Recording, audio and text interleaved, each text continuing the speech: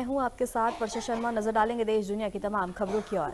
खबर दिल्ली से है, जहां भारतीय जनता पार्टी के मध्य प्रदेश अध्यक्ष और सांसद ने प्रेस कॉन्फ्रेंस में कहा कि प्रधानमंत्री नरेंद्र मोदी के नेतृत्व में राष्ट्रीय शिक्षा नीति 2020 ने भारत की उच्च शिक्षा व्यवस्था में बड़ा बदलाव किया।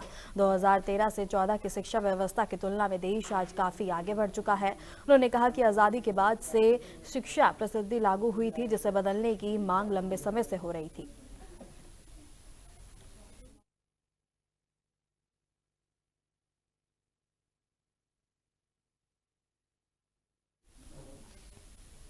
खबर हरिद्वार से है, जहां मुख्यमंत्री के ड्रग्स फ्री देवभूमि अभियान 2025 को सफल बनाने के लिए एसएसपी प्रेमत सिंह डोभाल के निर्देश पर जनपद में नशा तस्करी के खिलाफ अभियान चलाया जा रहा है। इसी क्रम में थाना सिडकुल और सीआईयू की टीम ने मुखबिर और सर्विलांस की मदद से सूर्यनगर मार्ग पर चेकिंग के दौरान नशीले इंजेक्शन के साथ रजत सैनी और राहुल कुमार नाम के 2 युवकों को पकड़ा।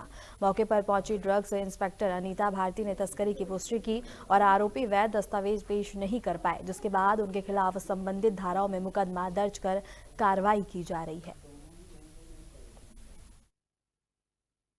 बड़ी कामयाबी आप मिली है, कुछ इंजेक्शन पकड़े, कितने इंजेक्शन हैं और कितने लोग इसमें गिरफ्तार किए गए? सिडकुल थाना क्षेत्र में हमारी सीआईयू यूनिट, सिडकुल थाना पुलिस और हमारे जो ड्रग इंस्पेक्टर और उनकी टीम के द्वारा संयुक्त रूप से कार्रवाई करते हुए करीब 4600 के ऊपर हम लोगों के इंस्पेक्टर जो इंजेक्शन्स हैं वो हमें प्राप्त हुए हैं और ड्रग इंस्पेक्टर द्वारा इसकी पुष्टि भी की गई कि ये जो इंजेक्शन्स हैं वो नशे के लिए उपयोग में लाए जा रहे थे, उसी को इनके द्वारा परिवहन किया जा रहा था। इसमें 2 लोग पकड़े गए हैं और कमर्शियल क्वांटिटी को ध्यान में रखते हुए इन दोनों की अरेस्टिंग की गई है और इसके सारे वेयर अबाउट्स को हम लोग चेक कर रहे हैं कि ये लोग कहाँ से लेके आए हैं और किन लोगों को इनको दिया जाना था, उनको भी हम लोगों के द्वारा इसमें सम्मिलित किया जाएगा। इसमें जल्दी ही अन्य अरेस्टिंग्स भी और होनी है और इसके साथ ही जो ड्रग्स के अगेंस्ट हम लोगों की बड़ी कामयाबी आप मिली है, कुछ इंजेक्शन पकड़े, कितने इंजेक्शन हैं और कितने?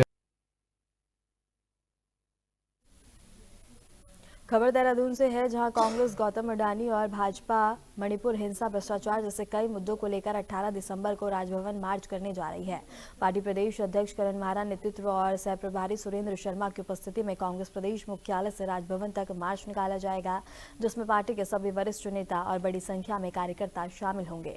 इसको लेकर कांग्रेस प्रदेश अध्यक्ष करण मारा ने कहा कि 1.5 साल से मणिपुर राज्य हिंसा की आग में जल रहा है। वहां पर महिलाओं के खिलाफ बलात्कार, गोलीबारी और अराजकता का माहौल बना हुआ है।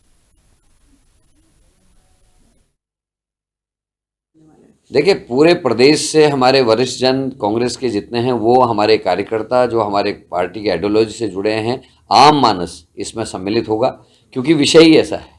एक तरफ उपभोक्ताओं के संग जो छल अडानी ने किया है, महंगे जो सस्ता कोयला लाए थे उसको बहुत महंगे रेटों में भारत को दिखाया गया, जो मशीनरी खरीद गई उसको भी कई गुना रेटों में दिखाया गया, जिससे बिजली महंगी होगी और उसका असर जो है आम आदमी के सिर पर जाएगा। पहले ही स्मार्ट मीटर को लेकर लोग परेशान हैं। दूसरी तरफ मणिपुर की घटना, मणिपुर में पिछले 1-1.5 साल से बहनों को निर्वस्त्र घुमा। विपक्ष उन मुद्दों को जो आज के प्रमुख मुद्दे हैं उनको सदन में उठाना चाहता है। लोकसभा में जिस तरह से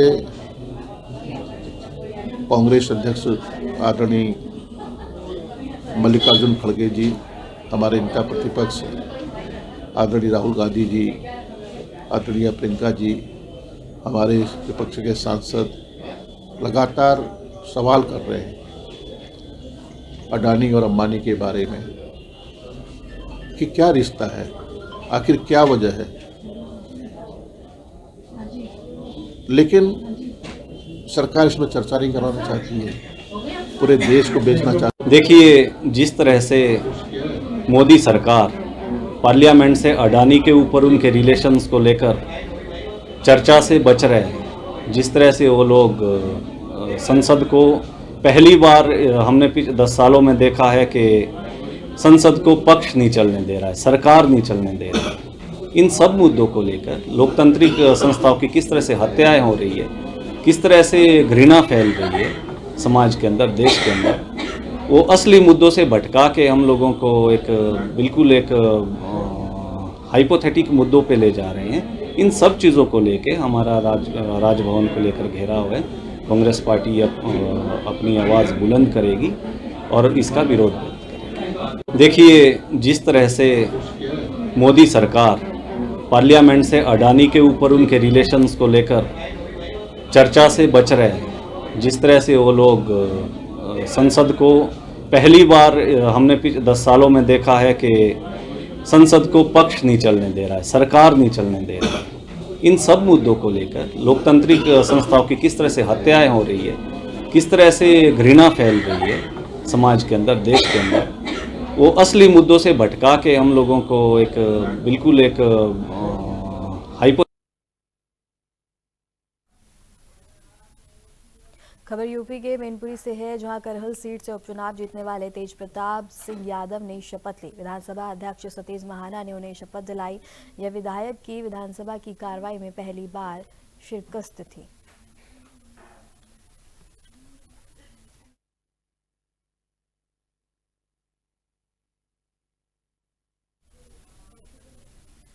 खबर आगरा से है, जहां थाना सदर पुलिस और सर्विलांस और एसओजी टीम की संयुक्त कार्रवाई में दवा व्यापारी से फिरौती मांगने के मामले में 2 अभियुक्तों को गिरफ्तार किया गया।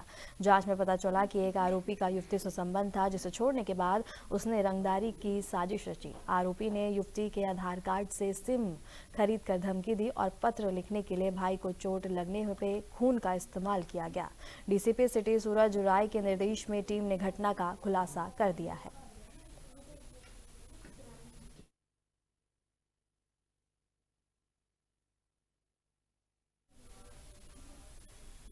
खबर आगरा से है, जहां शाहगंज थाना क्षेत्र के गाटर वाली गली में महिलाओं पर फप्तियां कसने और घर में तामझोंक को लेकर विवाद हुआ। लाठी डंडों से लैस युवकों का हमला वीडियो सोशल मीडिया पर वायरल होता हुआ भी अब नजर आ रहा है।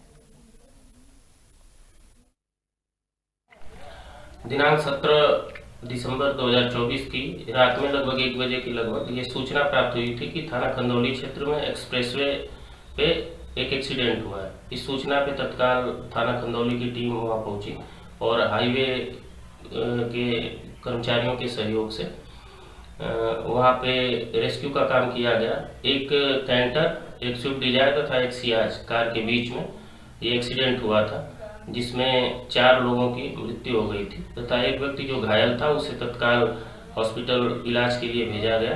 गाड़ियों को हाईवे से हटवाया गया है तथा आवागमन सुचारू रूप से चल रहा है। 4 मृतक लोगों में 2 व्यक्तियों की शिनाख्त हो गई है तथा 2 के बारे में भी जानकारी की जा रही है। जो घायल व्यक्ति है, जो सियाज चला रहे थे, वो न्यू आगरा क्षेत्र के रहने वाले हैं। उनका इलाज चल रहा है और अन्य विधिक कार्रवाई की जा रही है। दिनांक 17 खबर पीलीभीत से है, जहां पुरनपुर कोतवाली क्षेत्र में दबंग खनन माफियाओं ने अधिवक्ता की कृषि भूमि से रातों रात सैकड़ों ट्रॉली मिट्टी चोरी कर ली। पीड़ित अधिवक्ता ने कई बार पुलिस पर सूचना दी, लेकिन पुलिस मौके पर नहीं पहुंची। अधिवक्ता ने पुरनपुर कोतवाली में लिखित शिकायत दर्ज कर कार्रवाई की मांग की है। इससे पहले राजस्व विभाग ने अधिवक्ता की भूमि पर मेट डाली थी, जिसे खनन माफिया ने मिटा दिया। विरोध करने पर अधिवक्ता को जान से मारने की धमकी भी दी गई है। क्या नाम है आपका? मेरा नाम रोहित सिंह, मैं एडवोकेट हूँ। क्या घटना घटित हुई? घटना घटित ये हुई है, हमारा खेत ग्राम सुखदासपुर में है, जो कि मेरे बड़े भाई रमेश ठाकुर उर्फ रमेश सिंह के नाम पर है। 12/12/2024 में राजस्व कर्मचारी के अधीन खेत की मौके पर पैमाइश हुई थी, जिसमें मेढ़े पड़ गई थी और सभी को सूचित किया गया था। सहखातेदार थे।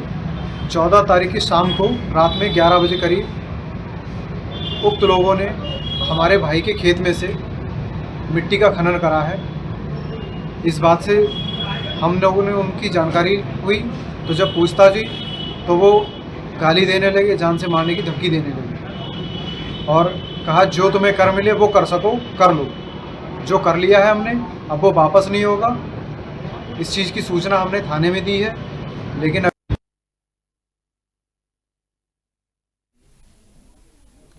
खबर यूपी के टावर से है, जहां इलाके में मामूली कहासुनी पर 2 पक्ष मारपीट पर उतर आए और एक दूसरे के ऊपर लाठी डंडे से हमला कर दिया।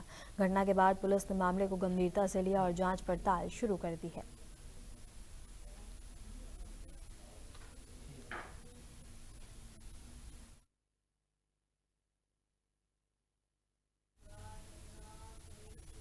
खबर हरदोई से है, जहां कोतवाली देहात क्षेत्र के सीतापुर रोड पर एक युवक का शव सड़क किनारे घायल अवस्था में मिला था। मृतक की पहचान मयंक वाजपेयी के रूप में हुई, जिसका शव रविवार रात मिला था। मृतक के पिता ने गांव के 2 दोस्तों पर हत्या का आरोप लगाया और पुलिस ने शव को पोस्टमार्टम के लिए भेज दिया है और रिपोर्ट आने के बाद आगे की कार्रवाई की जाएगी।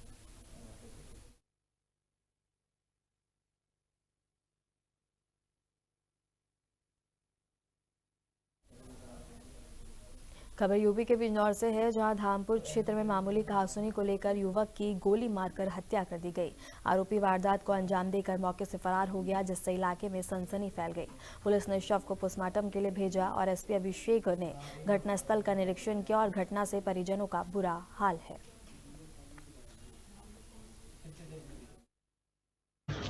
देखिए, आज शाम में ये इन्फॉर्मेशन आई है, ये एक नीरज नाम का युवक है, उसके संबंध में कि उसे जो है अलेजिडली जो है गोली मारकर उसकी हत्या की गई है। उसी संबंध में अभी सभी अधिकारियों द्वारा जो है इंक्लूडिंग मी घटनास्थल का निरीक्षण किया गया है। उनके परिजनों से वार्ता करके शव को अभी मॉर्चरी भिजवाया गया है पोस्टमार्टम के लिए।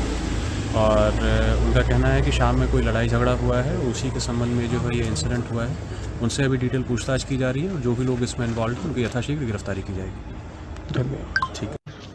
देखिए, आज शाम में ये इन्फॉर्मेशन आई है, ये एक नीरज नाम का युवक है। खबर यूपी के आगरा से है, जहां तेज रफ्तार के कारण स्कॉर्पियो अनियंत्रित होकर पलट गई, जिससे डिवाइडर और पेड़ को नुकसान पहुंचा। हादसे का लाइव वीडियो सामने आया है, जिसमें लोगों ने चालक की जान बचाई। सूचना मिलते ही पुलिस मौके पर पहुंच गई और यह घटना थाना जगदीशपुर क्षेत्र के हनुमान नगर की है।